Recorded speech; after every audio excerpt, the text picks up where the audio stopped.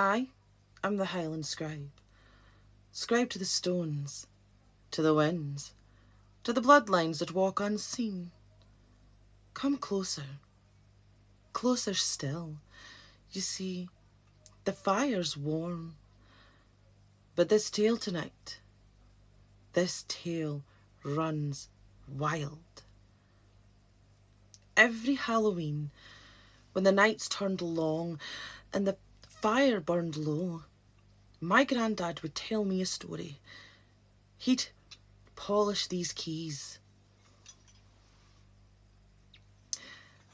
each one black with age, and he'd turn to me and he'd say, "These keys, lass, these keys came for Dunnottar thersel, given to me by the man wha guards it. To this day, I never knew whether to laugh or shiver, because he never told it like it was a ghost story. He told it as something that happened. He was 18 when it did, a travelling lad, raised on the road, no books, no letters, just the old songs and stories to keep company with the miles ahead. And he would say, "We dinna need papers. The words live in us." That summer of 1940, he and his pal Willie took their bikes out along the coastal road towards Stonehaven. The war was on, but the north still felt like its own wee world. The gorse and the heather, the salt winds of the North Sea. They'd ridden that road hundreds of times, the kind of freedom that only twa lads on their pedal bikes could hae. And as they crested the hill above Dunnottar Castle, the ruin came into sight. A black crown upon a head of rock. The sea hurled itself against the cliffs below, spray rising like ghosts trying to climb back up towards the living. My grandad said that the air changed there. It became sharp and colder, heavy with the smell of iron and rain. Then from somewhere just behind his left ear, he heard a voice. "Get off that bike, lad." He looked back behind him, thinking it was Willie, but his friend was puffing away hard and head down, saying nothing. So he kept pedalling. A few seconds later, though, the voice, it came again. This time, stronger, cutting through the wind. "Stop. Get off that bike now." Again, my grandfather ignored it. He was young and cocky, sure of his own balance. The path sloped down towards the cliff road, and he leaned forward, legs pumping. Something shoved him. He never saw who or what. There was no gust of wind. There was no hand. But the force was real. So real. And hard enough to push him off his bike sideways. He landed in the grass banking.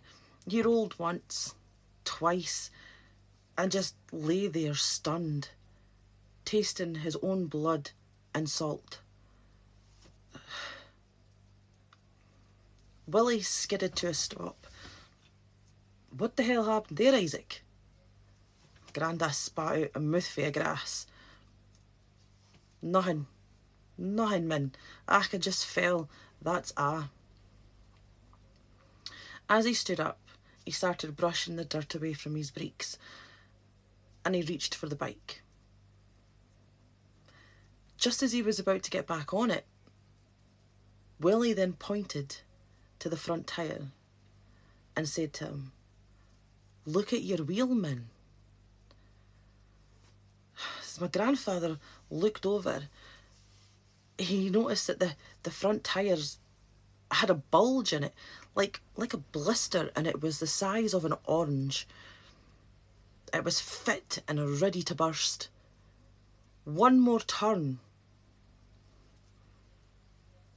and it would have gone, sending him head first over the cliffs. He just stared at it, feeling the hairs on the back of his neck begin to prickle up. The wind grew quiet again, like it was waiting. He didn't say it out loud, but he kent whatever had pushed him had saved his life. The two boys walked after that, pushing their bikes along the track. The sky had gone the colour of pewter, the light flat and strange. To their right, the land fell away, sheer down to the sea. To the left, the ruin waited, crouched against the horizon. And after a while, they came to a narrow ledge broken by a gap, maybe 4 foot wide. And boys being boys, my grandad stopped and grinned. "I can clear that." Willie barked a laugh. "No, you canna. You'll kill yourself." That was all that was needed to be said, and the dare was accepted. He took 3 long steps back. He ran, and he jumped. His boots hit stone on the far side. He landed, stumbled, then straightened himself up with a woo. "See?" he shouted back. Then he looked down. The far side of the ledge fell almost straight into the sea. Nothing beneath him but wind and the cry of the seagulls. There was no way forward, and the gap that he'd leapt looked twice as wide from this side. He felt the panic begin rising up. How in the hell am I meant to get back? Willie just shook his head helpless at the other side.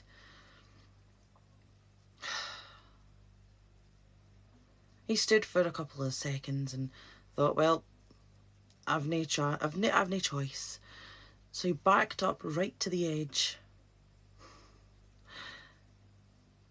Again he stood, he looked, and he ran. The cliff edge crumbled under his boots, and his stomach dropped as he leapt.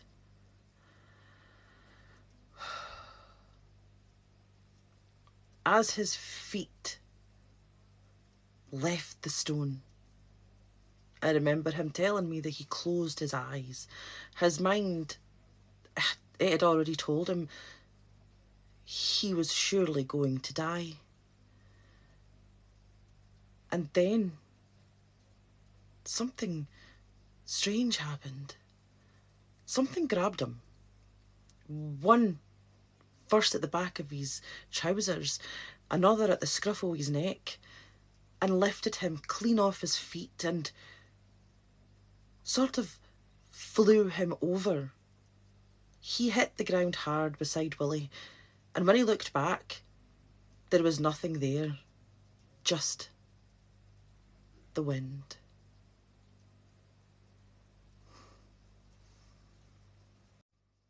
Willie's face had gone white.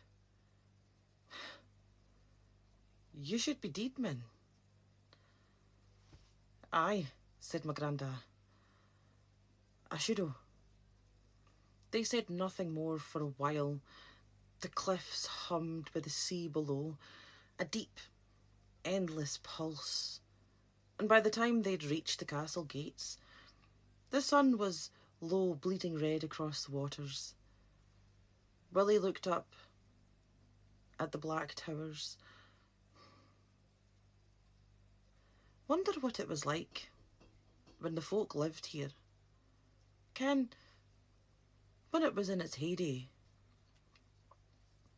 My grandfather looked at him and laughed and said, "Dinna ken. Oh, but it'd been a brass sight to see, though." He stepped up to the huge oak door and half-jokingly knocked 3 times. For a heartbeat, nothing moved. For a heartbeat. Then came the sound. Metal upon metal and the rattling of keys. The slow grind of bolts being drawn. The door creaked open, inward, and there stood a man.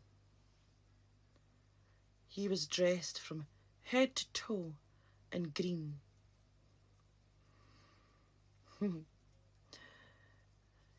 He had a bonnet that was cocked to the side and a long white beard, as white as the sea foam, fell towards his belly. At his belt hung a huge chain of keys, more than 100 of them, clinking like chimes in the wind. He smiled. "Welcome, Isaac. Welcome, Willie. We've been expecting you." The voice sounded familiar. It was the same one that had spoken to my grandad, the one that had whispered in his ear on the hill. He stepped aside. "Come on in, lads, come on. I've plenty to show you both." My grandfather looked at Willie, who looked back, eyes as wide as coins. But curiosity, in my opinion, beats fear every time.